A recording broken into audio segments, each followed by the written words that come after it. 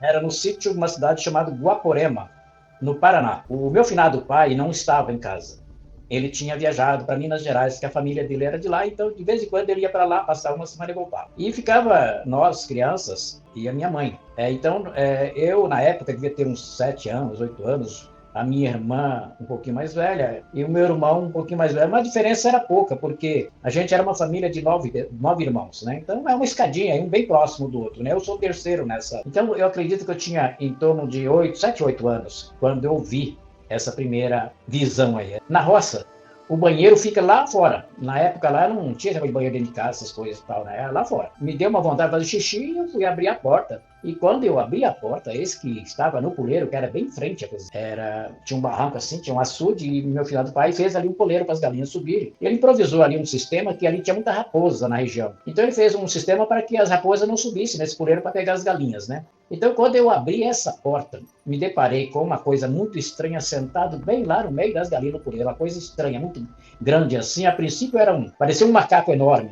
Assim, uma coisa muito doida lá. E daí, quando eu abri, que eu dei aquela olhada, eu pulei para dentro de casa quase sem fôlego. Minha finada mãe, então, percebeu, perguntou o que era, o que não era. Eu demorei para falar e eu só apontava, né, para lá. E daí a minha finada mãe olhou lá, foi lá, olhou e também bateu a porta com toda a força e entrou para dentro de casa. Trancou tudo. Daí lá meus irmãos já foram trancando as portas, que lá é tramela, não é chave, tramela. Ia lá vai colocar trava. Me lembro que minha finada mãe pegou a espingarda que meu finado pai tinha. Era uma espingarda calibre 28, parece. E ela pegou essa espingarda, nem sei se ela sabia atirar, porque eu nunca havia atirando, porque ela pegou mais no impulso mesmo da situação, né? E ela ficou ali rezando, depois começou a rezar e tal, e foi um sufoco terrível isso daí. Então era algo muito horrível, muito assim, a gente não pode dizer. Para mim era tremendo um fantasma. E também, na hora que a gente vê essas coisas, a gente quer mais é fugir. A gente devia ter assim mais ou menos 1,5 m, né? Mas eu vi ela no puleiro. Não deu para me identificar se ela estava sentada no puleiro, se ela estava em pé no puleiro, né? Sei que era mais ou menos, tinha acho que 1,5 m de altura, e era bem expandida, bem gordinha, né? Foi a primeira visão que eu tive, e a cor escura, né? Uma cor meio, parece que tinha uma pelagem escura, coisa assim. Veja bem, nós morávamos, era sítio lá, né? Nesse lugar, né? E era só a minha mãe e nós. Logo nós, o vizinho era bem distante, o vizinho não tinha assim, né? De ir para lá nem para cá, né? Então, nós, assim que o meu finado pai chegou, que minha finada mãe contou para ele, daí nós todos contando aquilo que aconteceu, né? Aquele descalabro todo ali. Daí ele disse assim, ele dizia para a gente que poderia ser uma assombração, um fantasma, alguma coisa assim, porque na região lá, muita gente via fantasma, essas coisas, né? Se você tem um poleiro na sua casa e qualquer coisa que circundar ali, você já vai ouvir as galinhas cacarejarem, certo? Então foi uma coisa estranha exatamente por conta disso. Essa história do caixão, nós tínhamos um bar, meu finado pai tinha um bar. Esse bar, ele foi uma troca por aquele sítio que a gente tinha, onde eu vi o fantasma no puleiro lá. E esse bar, ele era na esquina da rua, aqui, na estrada que ia para o cemitério. E tinha um senhor lá, forte, né, bem forte, trabalhava na roça, ele vinha a cavalo, ele gostava de tomar umas cachaçinhas na cidadezinha lá. E o nosso bar lá, ele deixava para tomar saideira, porque ali que era já o último bar, né?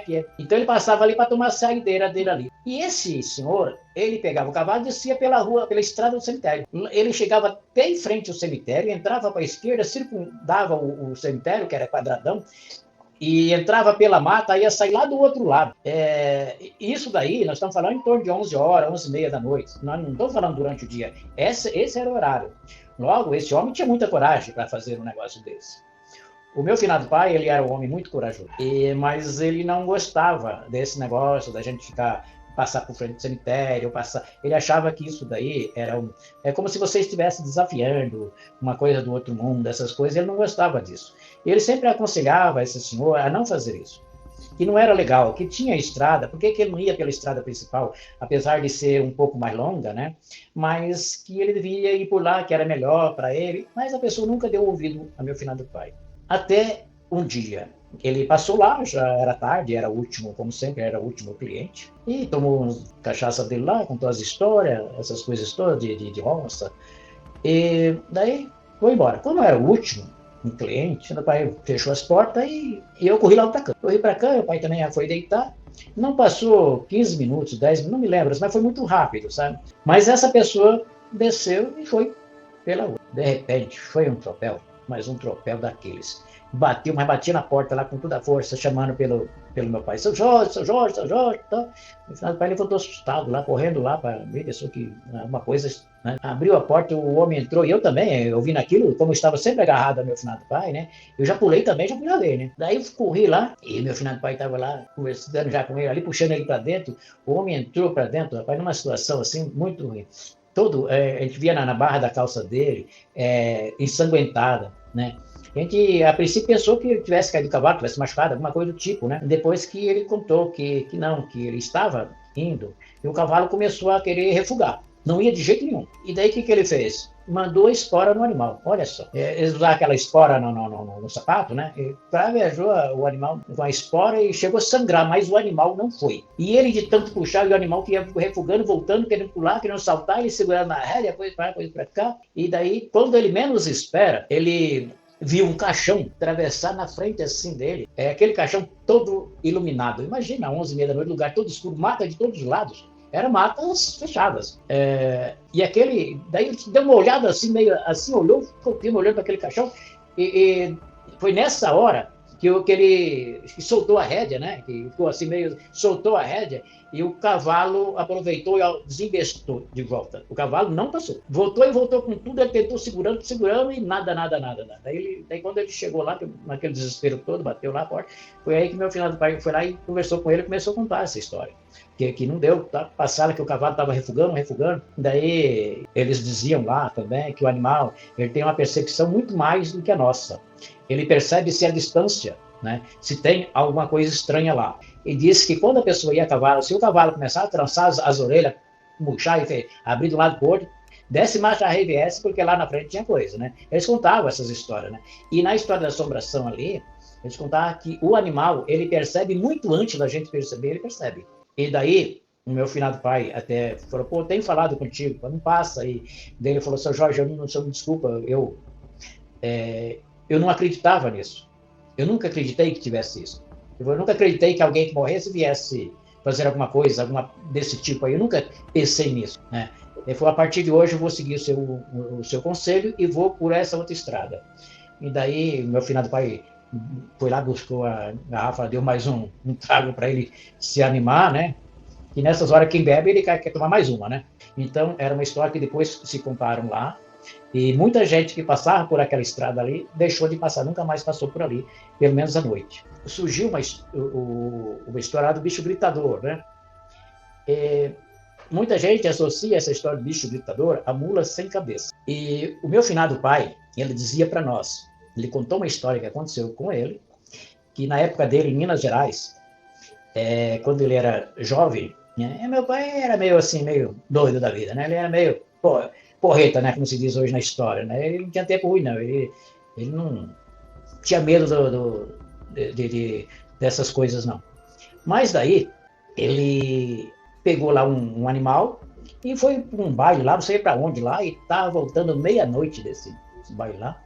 Ouviu um grito, e ele estava no meio da mata, uma estradinha muito pobrezinha lá no meio da mata, e ele ouviu esse grito. Daí a pouco, o grito foi um grito mais próximo, igual o que eu ouvi lá na Bahia. E o Bino até falou sobre isso, isso daí deixou ele muito assustado. E daí, ele já sabia dessa história aqui que ele fez, entrou com o animal no mato, saiu da estradinha, entrou no mato, ficou atrás de um tronco de árvore, tapou as unhas, diz que o segredo é tapar as unhas, e fechar a boca para não aparecer os dentes. Que a mula sem cabeça diz que se você não fizer essa simpatia, esse negócio aí, ela te ataca. Isso que ele contava. E o que aconteceu? Quando ela gritou pela segunda vez, que teve esse grito, ele já estava tudo preparado. Aí, que gritou pela terceira vez, bem em frente aonde ele estava. E disse que foi um fogaréu, uma espécie de um fogaréu, um clarão enorme. Um clarão enorme. Diz que deu aquele grito e saiu. Diz que foi um barulho esquisito, como se fosse uma ventania, sabe? Um vendaval e a mula aí para segurar. A mula não, esse animal que estava lá com ele, um burro, sei lá o que era lá, não me lembro bem. Foi muito difícil e eles tentando ali, amarrou as mãos com um lenço lá para não aparecer as unhas, e a boca fechada e segurando ali. Isso foi um negócio danado, mas que ela passou e ele ficou ali assustado ali. atrás daquele lá, segurando o animal. E ele falou que se isso funcionasse, ele não saberia dizer, mas que o animal, o bicho lá, sei lá o que era, porque ninguém explica o que é a mula sem cabeça, né? Esse grito do bicho gritador, na verdade, é a mula sem cabeça, que ela fica andando pelo sertão, pelas matas, né? Então ela grita de tempo em tempo. Então, se ela deparar, ela não passa assim, que ela sai do trajeto dela e vem para te encontrar lá. Não, se você estiver nesse caminho, se você estiver no caminho que ela está fazendo, então é perigoso sim. Mas se você estiver ali, porque ela não para ir ver se você está atrás de uma moita lá, com os seus dedos tapados, ela não para fazer isso, tá? É isso que meu finado pai dizia. Deixei as crianças na casa do meu sogro e vim. Não os trouxe para casa. Fui dormir sozinho. E beleza, como sempre, assisti televisão por um tempo, né? Peguei um livro, dei uma lida no livro de cabeceira e tal, e fui dormir. Era tarde, já era meia-noite mais ou menos, não me lembro. E eu fui deitar e de repente eu vi uns barulhos aqui dentro da cozinha, uns barulhos esquisitos. Como esquisito não, barulhos normais de uma pessoa que está lavando prato, alguma coisa, esse barulho característico de alguém que está aqui lavando louça. Mas dentro de casa eu levantei, olhei, nada. Fui ao quarto, olhei, nada. Mas será que eu ouvi demais? Será que eu sonhei alguma coisa? Deixa pra lá, fui deitar. Aí apaguei a luz, só foi apagar a luz e deitar, me veio o mesmo barulho, com mais intensidade. Mas será que a minha esposa teve alta do hospital lá e sei lá, chamou alguém para ir buscar ela e quis me fazer uma brincadeira comigo, mas ela não é de fazer isso, ela não é de fazer esse tipo de coisa. Mas mesmo assim, né, fiquei meio desconfiado. E aqui na cozinha eu olhei, nada. No quarto, nada. Daí fiquei meio pensativo. Abri geladeira, guarda-roupa, olhei embaixo da cama, na cama das crianças lá de baixo. Nada. Voltei, deitei e tô tranquilo. Rapaz, o bicho pegou mesmo. Ele começou a arranhar a porta aqui. Daí eu já comecei a ficar diferente, sabe? Daí eu comecei a sentir uns arrepios, assim, uma coisa estranha no meu, assim, né? Daí quando eu olho para a porta, vi duas garras assim, entrando pela frente da porta, como se fosse assim, abrindo, bem lá em cima da porta, não era embaixo, no meio, era quase em cima, quase no teto ali da porta, assim, né? Parece que era uma mão enorme, parece que estava com uma luva grande, assim, uma coisa assim, fora dos padrões, viu? Aquela coisa assim, e quando eu menos espero que eu olho, estava como se estivesse entrando assim, uma cabeça assim, e o corpo ficando para trás, assim, aquela cabeleira, assim, uma cabeleira enorme, assim. Daí, falei, seja quem for, se for do bem, pode aparecer e sentar, nós trocamos uma palestra. Mas se for do mal, que vai cuspir tudo cozinho. Eu falei um monte. Falei até o que não posso citar aqui no canal. Rapaz, aquilo parou. Pelo menos afastou. E veio um silêncio. Sabe aquele um silêncio ensurdecedor? Aquele silêncio que você... Poxa, que silêncio é esse? Estava fazendo barulho, silêncio e tal, daí... nervoso e tal, né? E falei aquelas palavras indevidas, é claro, né? Fiz uma oração, rezei para aquela alma lá, se fosse uma alma, né? E que Deus o perdoasse, se alguma coisa, né? Escondido com ela, que Deus o perdoasse e tal. Fiz lá as minhas orações.